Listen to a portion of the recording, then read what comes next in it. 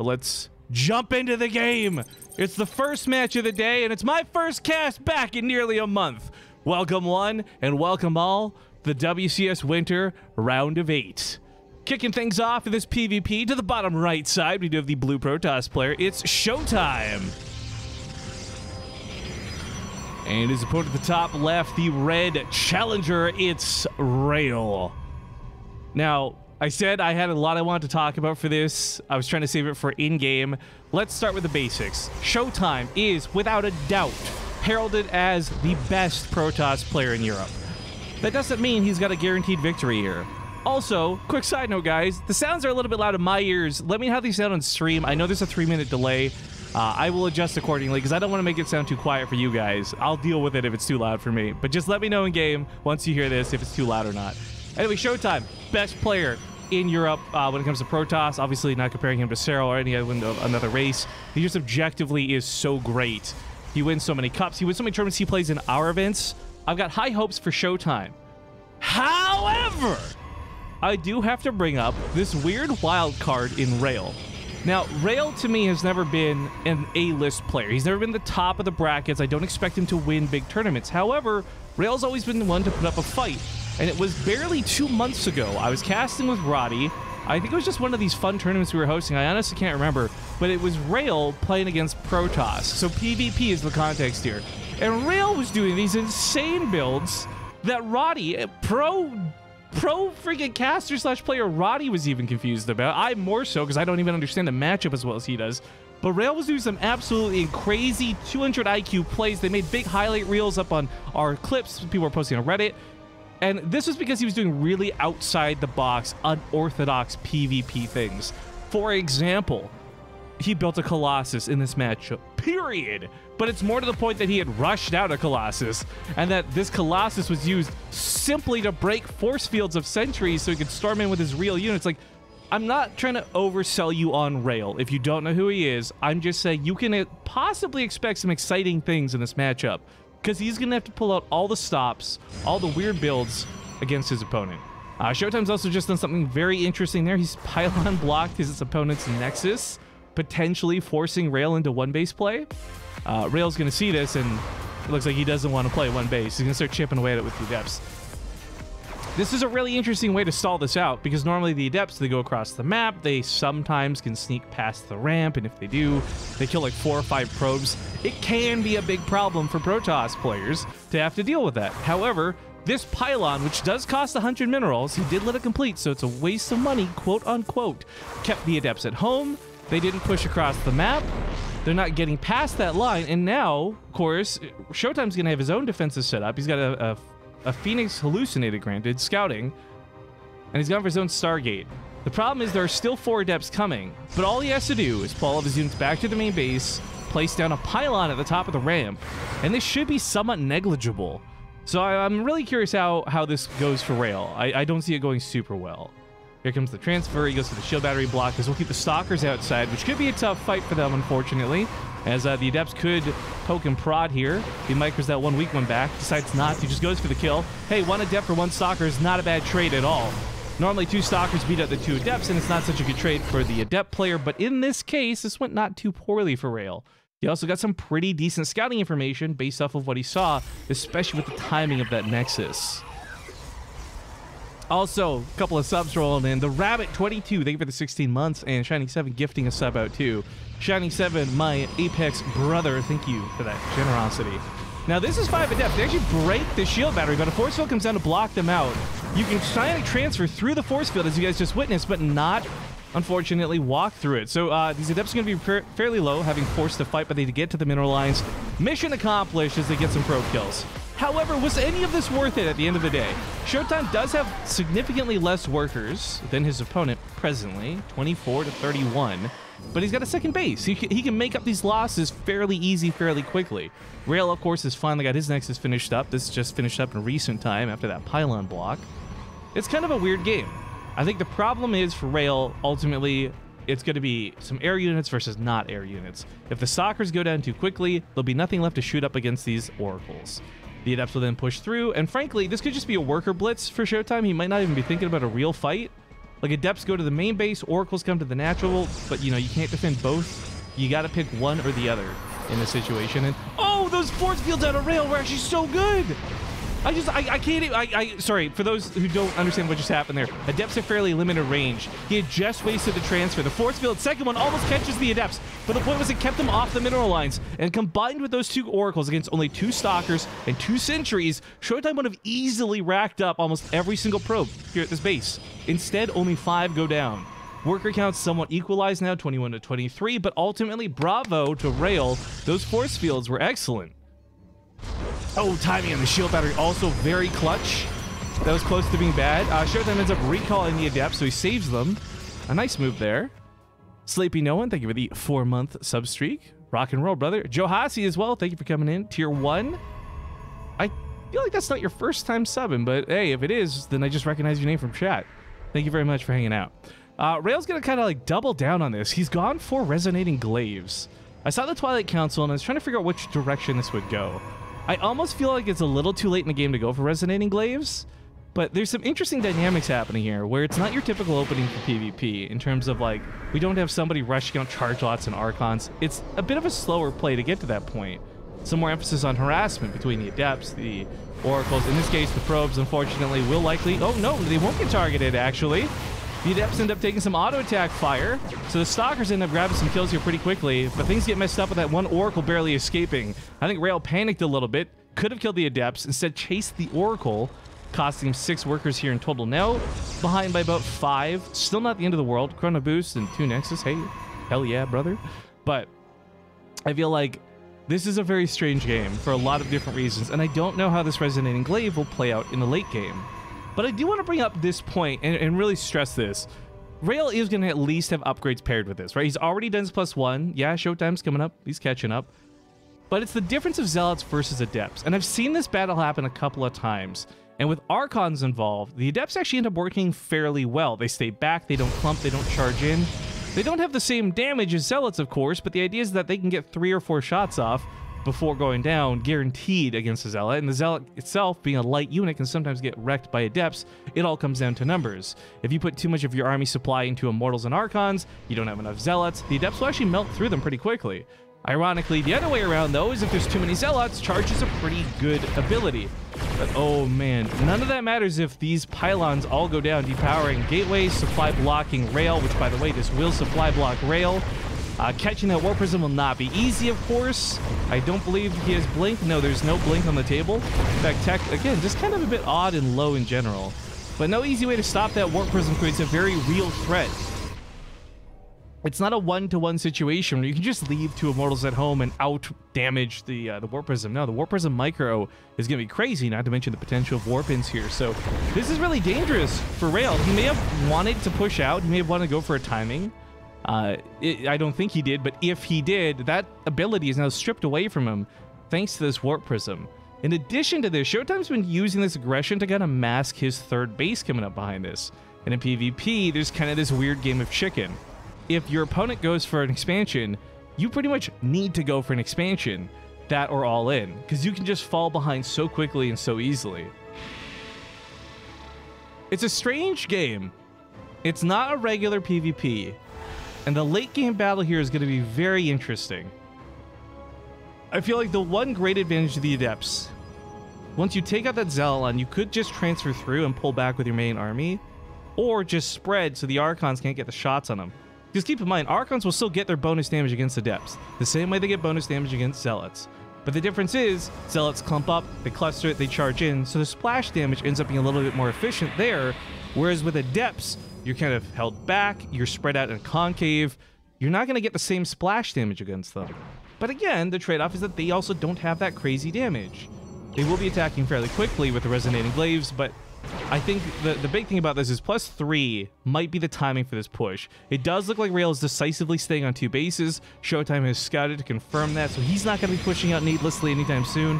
The army supplies here are really interesting to me, though. Showtime is up like 20-something, almost 30 supply, but the type of units in play, I just don't know how to feel about it. Like, for example, the 4 Archons that Rail presently has are low, right? Not great. But if those 4 Archons before dying kill all the Zealots, then those Adepts have a lot more power. However, at present, there's also just a numbers game we need to factor in, and Showtime has almost 3 times the Zealots to the Adept ratio. As good as upgrades are, the unit numbers are going to be so much more valuable in a PvP, and in this specific case. Also, Johnny P, thank you for the 100 bits. But, oh, this is so weird with the choke. There's still the problem with his Warp Prism. This is forced Rail to leave a considerable portion of his army behind. The choke here, okay, so everything about this choke favors Rail, right? The Zealots will get clustered in. They can't actually take the fight properly the way they want to. But on the other hand, Rail also can't push through it. The Oracle here, going to see the rocks getting torn down. Information is key in StarCraft 2. You all know that. And in this case, Showtime got the the angle of the attack right. He's got some stasis traps coming down. Again, the Zealot count is just incredible here. 36 to what is 20 Adepts. Rail is catching up, but it is a slow game in that regard. Longer this goes on, too, I think it favors Showtime. That extra base is giving him so much extra income to work with. Same worker count, so it's not eating up the army supply, just more actual units to fight with. I do fear, though, there might be too few Archons in this situation. Great snipe on the Oracle out of Rail. Showtime going to lose the ability to put down stasis traps, but also means no revelation on the army to easily capture it and see where it is. He does see the Observer. He's going to go for the freebie there. One Adept triggers the trap. That was a clever move out of Rail. I think he tried to time it with the transfer, but messed it up.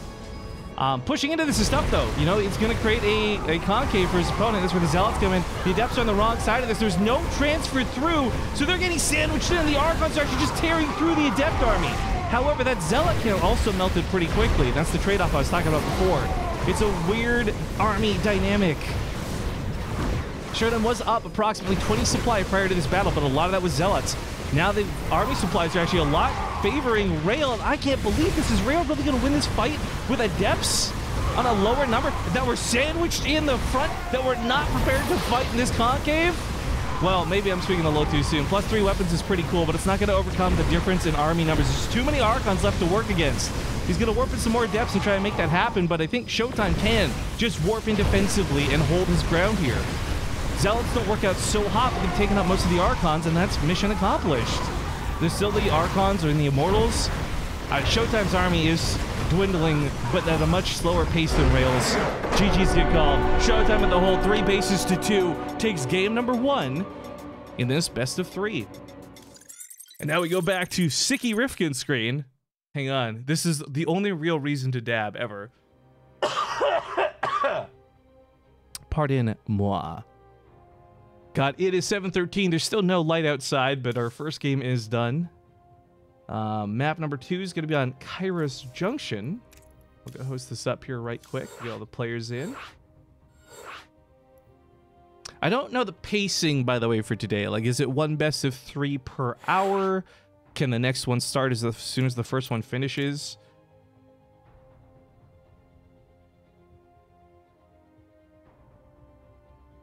We'll find out. Either way, I'm just trying to get in the game. So pardon me as I walk and talk here, guys. Oh, we got some Sky fam in the chat. Hello, Asa Julianata. Hope you're having yourself a fantastic morning. I've probably said your name terribly wrong. Also, 6 Factorial. Hello, good morning. Sorry, guys. Again, just that reminder, we are on a 3-minute stream delay. This is part of Blizzard's rules for broadcasting. So we do have to work with them in that regard, which sucks because I hate having stream delay. It's so nice being able to talk to you guys in real time, but hopefully you can get through it, as today and tomorrow will be the same. Our Blizzard observer is not joining the lobby. I'm not sure what's going on there. Try to invite him a couple of times.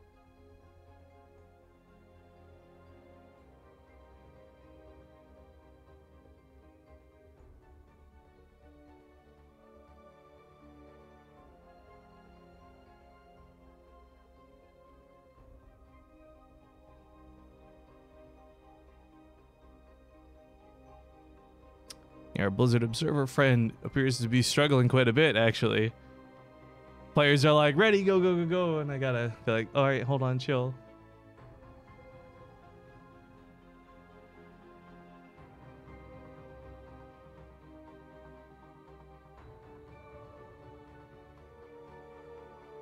What? Hang on, I think.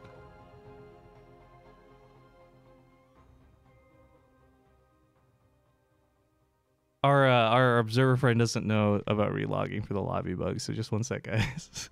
Trying to get them in here. But what match do we have coming up next? I posted this earlier. Where did I post this? On Twitter, because I'm good. Yeah, Cerro versus Hero Marine is going to be our next matchup. I don't know when that starts. Like if this series is over 2-0, do we have to wait 40 minutes? I don't know, but yeah, Cerro versus Hero Marine is a match I'm looking forward to quite a bit. I do want to point out though, and I'm trying to save again this talk for more of the in-game stuff. While he did lose, impressive game out of Rail. Came pretty close at the end there. I don't think Showtime was sweating it by any means, but yeah, things got a little bit closer than I think anyone else expected. Let's make sure everyone's ready. Hashtag not sponsored. Just gonna drink some G Fuel real quick, get some energy going. I'm not awake. Looks like players are ready, so let's hop into Kairos Junction. I should actually ask if I can use the map intros. Just a nice little break there, but okay. We are loading in. Nice dab and haircut. Look, again, I'm not happy about the haircut or the beard shave. It is what it is, okay? But we're getting back into things. Ladies and gentlemen, if you're just tuning in, it's game number 2, dos, here in this PvP for the WCS Winter Round of 8. Spawning to the lower right side of the map, we, of course, have the red Protoss up 1-0. It's Showtime. And his one at the top left going to be the blue Protoss. He is, of course, Rail. Now I want to tell you guys a little bit more about Rail. Unfortunately, I don't have like a big book of facts in front of me, but again, it's just been really interesting watching his games play. I'm not sure if he's actually some like mad Russian scientist genius, or if he just specifically has like builds made for certain players based on their play styles. But I know this: Rail tries hard at everything he does. A long time ago, I didn't think this was the case, but after meeting him at Home Story Cup and seeing several of his games since then, I've really come into this level of respect for him, where again, like, you're not going to see Rail win a WCS championship anytime soon. But to have gone toe-to-toe with Showtime in such an unorthodox style of PvP really impressed me. And like, let's really break it down, guys. Again, I don't think Showtime was sweating. I don't think he was too worried about losing towards the end of that last game. But one thing's for dang sure, Rail made that game a lot closer than I think anyone else expected. Those supply dips, Showtime starts with like 130 supply, Rail comes in like 100. Showtime ends up falling to end up having like 80 to 86 army supply, down to 60 to 80, and I'm sitting here thinking like, wait, is Rail gonna actually make this happen? But too many Archons, and as gateway units dwindle out, we just saw powerful tier 2, tier 3 units start really winning out in the end. Although I hesitate to call them tier 3, I really don't know where you officially place an Archon. I'm kind of more like inclined to say tier 2.5, but regardless, bigger units are better in PvP in most cases, and in that case in particular, we really saw the Archon shine through. There's also this weird thing about upgrades in PvP. As you guys noticed, it was +3 weapons, +2 out of Showtime. Rail did have some advantages in that regard. I've seen this out of Hearthstone a lot though too, and I've cast quite a few Hearthstone PvP games over the last couple years, and he's another Protoss player who tends to favor going for upgrades in the matchup, or at least he did for a time. I don't think he does it so much nowadays, but I never really saw that pay off. And watching Rail having done that just kind of gave me some weird flashbacks to like old school Hearthstone in that regard.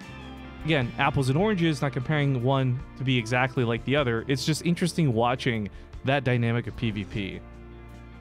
I think when it comes down to it, though, one thing that really hasn't changed this whole expansion is Zealot Archon is a fantastic composition.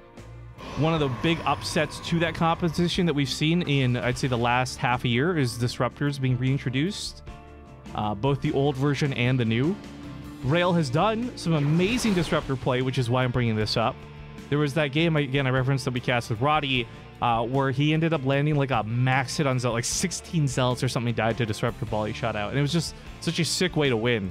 However, I guess we're not going that direction this game. Rail throws in a proxy pylon on the far right side of the map, and timing-wise, this is feeling a bit like a Stargate, but it could just be for Warpins. I say Stargate, though, after I realize he's got a Robo coming down, so maybe not even that. This might just actually be straight up for Warpins.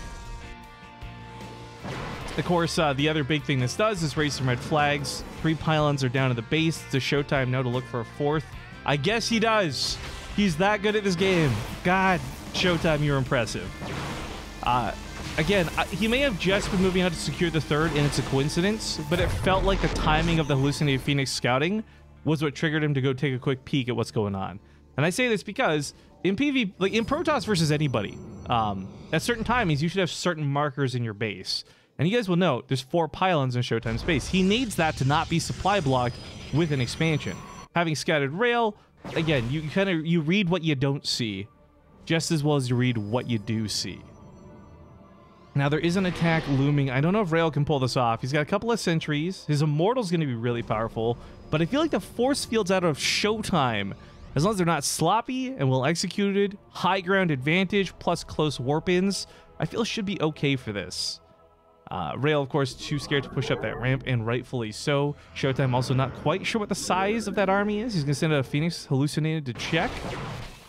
That is no small army. I don't know if you saw the Warp Prism. That could make a pretty big difference here, because it will save units caught in force fields, but of course add a little bit of micro into the battle as well. I think both Immortals had their... No, only one Immortal's had its shields blown at this point, so Showtime still has his. Kind of a big deal. It's still 2 bases to 2 bases, so it's not like Rail's going to fall behind off this attack, as long as he doesn't lose it terribly, but that's where that shield battery is going to be really tough to overcome, I think. But Warp Prism micro for both players is pretty on point. You guys will notice there's not a lot of units lost. They are saving each of their units with these pickups so perfectly and so well executed. Unfortunately, Rail goes to transformation mode, so he's going to lose some of that ability to do that, but it does give him more units to fight with. It's Stalkers versus Adepts. Those Adepts can soak the damage pretty darn well. The shield batteries are almost out of juice. He puts a couple of probes into this. Rail's starting to make this look good, but it's 2 Immortals, and I feel like at the end of the day, that's just going to be too hard to break. If there's like 3 Zealots or 3 more Adepts in the army, that could be a different story altogether, but yeah, he's in full retreat.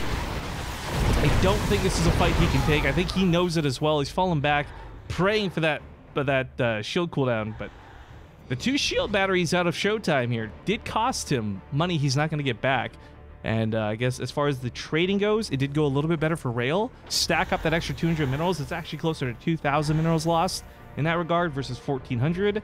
Not a bad fight. And here's that weird Colossus play. I'm not going to pretend like this is going to be a game-winning move, right? Oh, and this is going to be a problem dealing with the Immortals. But, and this really needs to be stressed, the Colossus, being a massive unit, can break force fields. And as you guys just witnessed, there was a pretty big battle focused around sentries and force fields. On top of this, it deals bonus damage to light. It's got the splash damage effect, so if perfectly kited back and not committed, he could snipe away at some of the Zealots on the front line. We've seen this once before. Again, I'm not going to tell you this is an auto-win move by any means, but it is something kind of cool and unique to Rail. And I'm not sure how much Showtime has seen this. In fact, oh, Rail's so slick. So, Showtime has not seen the Robo, and he has, more importantly, not seen the Colossus. A really key thing that Rail just did was he sent his whole army over to respond to those Immortals, but pulled back the Colossus. He wanted to try his best to deny this from getting revealed. Now, unfortunately, it has been revealed. I don't know what Showtime does differently to deal with this, necessarily, but his shield batteries do have energy back, which is a pretty nice asset coming up for the defensive fight. Unit count, though, is a little bit off. 3 Immortals to 2, 3 Zealots to none, but it's 6 Adepts and 6 Stalkers on the advantage. 3 extra sentries. That's Force Fields' Guardian Shield. Again, I'm not quite sure what to make of this, but that Colossus adds a lot of damage to this army. There's a cannon. I love that cannon. That cannon's really cute. It does try and hold the defense here. Things are a little bit awkward as Force Fields keep poking everybody and pushing everybody's units back. A little bit of Warp Prism micro coming in here too, but this looks pretty good for Rail as far as the on paper goes. He's really committed to this attack, but a lot of his units are low. So for the time being, this looks amazing. 60 army supply to 30, but these Adepts are starting to get picked off one shot at a time. There's 3 Immortals at that ramp holding. The Colossus still stands. I don't know whether to shoot the shield battery, a little bit of miss micro, I guess. Pulls back, but I think Rail's got it. We might just be going to game 3 off of this, folks. A couple more shots go off. The shield batteries, of course, they're out of juice. He doesn't even bother shooting them. He could kill it easily, but it's not worth the shots. He'd rather use every shot available on those Immortals. Control of the Nexus stripped away. 21 probes dead. You know what? Even if Showtime does hold this miraculously, he's so far behind in workers now. pushing up the ramps a little bit dangerous. The Colossus can just walk up the cliff. These Immortals are all so low. Can he get the kills he needs, though? He's trying to keep the Colossus back, but GGs do get called. And ladies and gentlemen, Rail ties up the series 1-1. And we're going to go to a game number 3. I did not expect this in this PvP, but this is an exciting start to this group as, again, Rail is a guy who can surprise people. I have learned not to undervalue Rail when it comes to this matchup. Other matchups haven't looked nearly as impressive, but he does have a handle on PvP. Same set of hoops we got to jump through, though, guys, where I got to get the lobby hosted and get all the players and the admins in, so just give me one hot second here.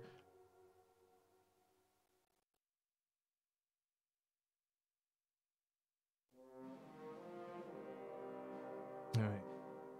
Hopefully this time our Blizzard observer doesn't get stuck kind of join the lobby like 100 times. Oh boy, I love coughing so much.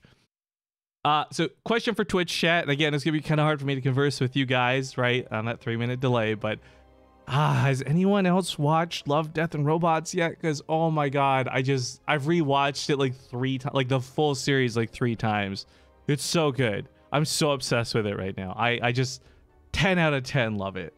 And if you guys have watched it, because I don't want to do too many spoilers for those who haven't, but if you have watched it, what was your favorite episode? Because for me, it was Suits, the episode with the farm. I think it was bar none my favorite episode. Well, looks like we are going to hop into game 3 pretty quick. Nice. We didn't have to take too long dancing with the lobby. Port Alexander is the destination. And like I said, the next series coming up after this will be Serral versus Hero Marine. But we got to finish up this PvP first. Let's just hop into the game. Whoop. All right, ladies and gentlemen, things are tied up 1-1. You're still watching the WCS Winter Round of 8, spotting here in the bottom right-hand side of the map. We do, of course, have the guy who just brought it back. Still unbelievable. It's going to be the blue Protoss, Rail. His opponent to the upper left. Of course, he is the expected, I think the favored player between these guys. It's Showtime. So in that regard, you could argue Showtime may have a little bit more to lose, just like, I guess, in terms of like reputation if he loses this series. But of course, with the round robin group, I'm not quite sure if Blizzard counts priority with map scores or what happens with that, but every game matters. You got to play a lot of games. Like we said, we're going to be casting today and tomorrow, so it's going to take 2 full days just to finish up the round robin for this entire round of 8. And I do believe, I don't know the matches for tomorrow yet, but I got to say, like, I really believe Showtime gets out of this group, that he moves on. I would be entirely shocked and surprised if he was one of the ones who didn't make it out, but I don't think I'm getting too pessimistic off that loss. Like, that was a cool move out of Rail. He did a lot of work to make sure it wasn't scouted. I mean, he earned that victory. That wasn't just like some quick gimmick and haha, you beat him once with it. You could totally beat him again, for sure. But I don't think Showtime's going to fall for some of the same gimmicks twice. And like I said, that build we just saw with the Colossus, or frankly, a Colossus in general, is fairly exclusive to Rail. Not a lot of players make moves like that. So it's that weird dynamic where I don't actually know how much practice Showtime has against a build as such. However, one thing I have seen throughout the course of 7 some odd years of casting StarCraft at this point, good players adapt, great players overcome. And I think in this case, Showtime, yeah, okay, you got caught once. I don't think he gets caught again. Also, I know I've missed out on quite a few sub shoutouts. I love you guys so much. I'm just going to take a small moment here in the slow opening as I'm keeping an eye on the production tab. Get caught up, hopefully, here. If I miss anybody again, I'm so sorry. It's hard to do this on a 3-minute delay. But Betimus Max, they give it a 28-month resub. Zerolf came back for 3 to say, yay, Rifkin is back. You bet. And Robo26, hey, perfect number for his 26-month resub. Thanks for coming back, everybody. But again, I am back for today and tomorrow, and then I will be judging how and where I'm at personally. I am noticing already just in this first best of 3, constantly short of breath, trying very hard not to breathe on the mic. You know, good old classic Chocolate Ray and I move away from the mic to breathe tactics. We'll see how the day goes. If wear and tear is too hard, though, I will be taking more time off. But I do plan to cast all of today and all of tomorrow, hopefully without too much issue. Oh, cool. I messed up the mute on the mic there. Sorry, guys. And now people are going to get that response to the Love, Death, and Robots question. Zima Blue. Oh, man, I really like Zima Blue. I didn't think it was particularly one of the best episodes, but Zima Blue really made me think. Like, after watching it, I just sat there and I had this, like, existential mini crisis. I was like, huh. Mailers Pro, thank you very much for the 32 months. Base Trade's back. Hope you're well, Rifkin. You bet. 3 Robots was Eric Arcana's favorite. Yeah, I really like the 3 Robots one, too. I don't want to repeat some of the language because I'm trying not to swear, even though I know I've already done it a couple times on the broadcast, but 3 Robots was a really great one. I just gotta say, though, I love the animation on it. It was really smooth and good. Secret War, I think, was one of the best animated ones.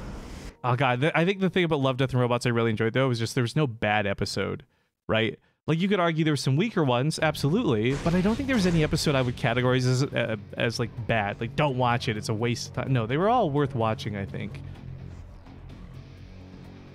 When the Squid Nation reaches the moon. Hey, spoiler alerts, but also, yes, that was hilarious.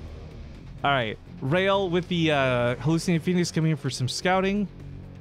He's already checked once. He's checking again, just to confirm what the follow-up is. He sees that Robo. Do you see the Forge, though? The Forge is actually a little bit uncharacteristic from Showtime to be doing. Pushing out some faster upgrades possibly here.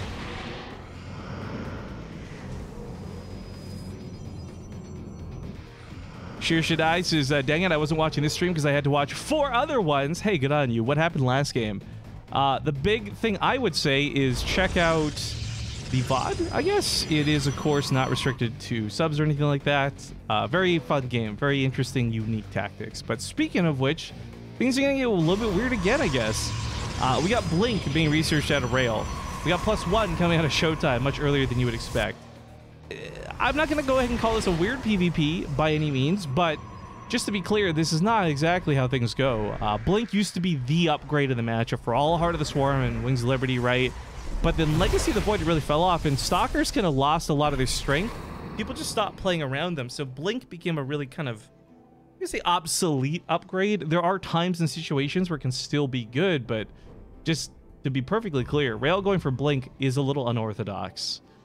On the other side of it, it's not so bad that Showtime has gone for a fast weapon upgrade. He is chrono boosting it. I want to highlight that really quick. But it's still something that he hasn't done classically too much. Again, the upgrade emphasis in PvP is a little bit something I don't quite understand in terms of like the way it actually plays out. I understand the thought process behind it. I understand the idea behind it. And I understand the interaction of some of the critical upgrades in PvP. But at the end of the day, every time I cast a pro who does it, it never seems to really work out. It's like watching some players do 3 racks builds. They just never work on stream. I'm sure they work on ladder, probably 9 times out of 10, but then they do it in a tournament cast and it just doesn't work out, and it makes me go, why is this a build? And I think upgrades are in a similar fashion for me, at least in the terms of PvP. So Hallucinating Phoenix just gonna quickly push those oracles and keep an eye on them until they get removed. Oh, wow, I didn't catch how many gateways Showtime was putting down until just this moment. So ramping up for an attack here pretty quick. This is something where I think +1, +2, but most importantly, charge lots in great quantities could be a blitz move. So far, Rails doesn't identify that there'll be upgrades with this, but it's not going to matter that much because he's also gone for his own upgrades. So in that weird sense, +2 versus +2 should be able to help cancel each other out, except in PvP they don't quite, because of the extra damage added being so much. Protoss units are so terrifically strong, they really benefit from upgrades. However, unit type will still matter. So you could have 40 Zealots with +3 weapon upgrades. Okay, great, cool. But if they run into a wall of Archons, none of that matters. So there's going to be a little bit of balancing the unit type that could determine how this actual fight goes. But as far as the actual basics of it, both have a lot of Zealots production-wise. Got both having +2. Rail's a little bit faster. But for me, it still comes back to these weird Blink Stalkers. I don't know if he's just really afraid that there'd be a lot more air coming at him than there was, or if he just wants the mobility to chase things down. But either way, he's got an investment in Blink that will ultimately not be too beneficial to his overall army when it comes to the real battle, I believe. However, if they can catch some of these oracles, then you know what? The upgrade pays for itself. Catching those oracles, easier said than done. They are wrapping around the far side of the map. I don't think Rail has any idea. He knows something's afoot, so he's kind of positioned the Stalkers halfway in between. Two Adepts end up finding an unguarded base here in the natural. Not sure how many kills these bad boys are going to rack up, but he's really hoping Rail overreacts and the Stalkers end up being out of position so he can go into the main with the oracles. Not going to be the case, though. He will clean this up, but 7 probes go down. I mean, it's kind of crazy the amount of damage Adepts can do. Oh my god, the Stalkers were in position for this! They blink over quick and haste. Still, though, those oracles grab another 3 probes on top of it. So, ultimately, Rail, who had managed to accrue a worker lead through a 3rd base, knocked down to a similar worker count. Showtime kind of evening up the game in that regard. I guess, apparently... Oh. The income button is different on WCS, as I've just learned. Good to know. Anyways, getting back to it, though, production income's been all over the place, but generally favoring Rail. Army supplies have been climbing pretty evenly as well, and so nobody really particularly ahead in that regard. You can see that, of course, reflected in the numbers at the bottom. It's going to be a strange battle. It is going to be a little bit more mirrored than we've seen in the past. Though Game 1, of course, had the difference of Adepts. It was a little strange. This one's a lot closer to standard. So 24 Zealots to 28. Got some rockin' music coming in to get some hype going from Yohasi. Thank you very much for the 500 bits. Great to have you back. Great to be back, man. Thank you very much for that. But it's 5 Archons to 5 Archons. This is tough. This is really tough to call. Even if there were shield batteries defensively at home, I don't know how much they would necessarily aid the battle. Their energy would be used up fairly quick. The Stalker count with Blink 9 to 3. I don't know how much those are going to come into play because the Immortal count is fairly low.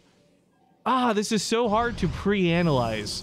I think we're just going to go with numbers. +3 weapons is done for Rail. Showtime's is almost done. So there is a timing here for Rail, where if he goes into the battle, he does have that very distinct advantage. But gosh, like force fields are going to get crushed by the Archons. Maybe Rail goes through like a couple hallucinations. That could be kind of cool to soak some of the shots. Okay, here we go. 6 Archons to 7. 38 Zealots to 38. +3 done for Rail. Not done for Showtime, but almost done for Showtime. 3 seconds to go. So Rail kind of losing out on that timing. Blinks one of the Stalkers forward to trigger the stasis trap. That was a pretty smart move. There's another stasis trap he's got to look out for. I'm not sure if he's aware of it or not. The Observer saw the second one on the bottom side. I'm not sure if he saw the one on the top side. If you can burn 1 unit for that force field, or for that stasis trap, that's great. But if he's not careful, he could charge too many Zealots into it, and that's what terrifies me the most. He's gonna blink that second Stalker in. Looking for the stasis. Oh, that was so slick. Barely gets it, but does pop it. I don't think there's any stasis traps left, so we're going to go for the battle. Archons to the front line, soaking the shots from the Zealots. Zealots should be soaking the shots from the Archons. So a little bit of a loss there for Rail on the bottom side of the battle, and most of his Archons are taken out as the battle begins. But things get weird and things get interesting. It's 9 Archons with no gateway units to support, whereas Rail still has these weird Blink Stalkers in here. So they're shooting from behind the Archons to a little bit of safety, pulling back. These shields are low. Some of these Archons are almost dead. Remember, they've only got 10 health. Once the shields are gone, the Archons are dead. But Rail's lost this game. He's lost that battle. What really sucks about this, we're gonna quickly rewind. Go back about 20 seconds, I think it is. As this battle begins, I just really want to highlight this because this went very badly for Rail right here. Well, hang on. As the battle begins, so he gets kind of baited. He's trying to force Showtime. Showtime's on hold position. He's not taking the fight, right? But as the battle begins, and this is where things get really bad, right here, whenever it starts. How far back did we go? Okay. Right here. Zealots are against the Archons, and the Archons are shooting the Archons. All of Rail's Zealots are stuck behind his Archons. They can't charge through to the front lines. So Rail has lost out on a significant amount of his damage in his army before this fight even really gets too far underway. And then, of course, as we actually play the battle, you guys can kind of see that. Look at, they're just wasting their charge, stuck behind the Archons. So there you have it. Showtime takes such a decisive lead in the battle at the very start, and it just snowballs from there. So GG's, ultimately. Well played by Showtime. He does take the series 2-1, and is going to be your victor. Yay! I'm not sure when the next round of matches start, guys. But we are just going to go to a break screen because, as I said, I am still sick. So, yeah, be back in who knows how long. But we'll be back as soon as I have some more information to share with you. So thanks for watching this first series. Next up should be Cyril versus Hero Marine.